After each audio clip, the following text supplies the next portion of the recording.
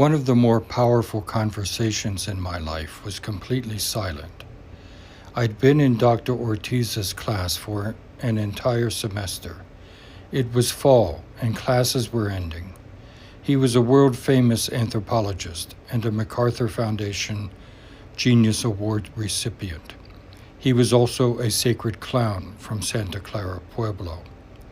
I had several interesting encounters with him, but the one I will relate was the most astonishing. Some members of the class were standing with him outside the entrance to the anthropology building. The dry leaves in the trees were rustling in the wind. As I listened to the other students and him talk, I suddenly became aware that the rustling had become chattering from crows and ravens. The trees were filled with them. I also noticed that he had gone silent. He wasn't listening to us anymore.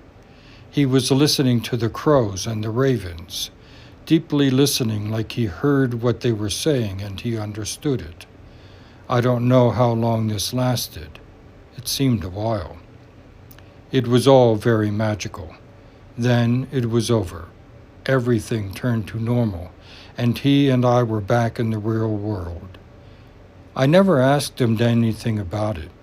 In fact, it didn't really hit me how profound those moments were, and what actually occurred as the crows chattered in the November trees.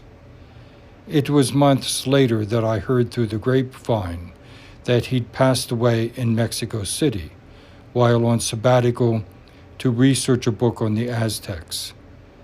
Then I knew what he had heard and what the crows said.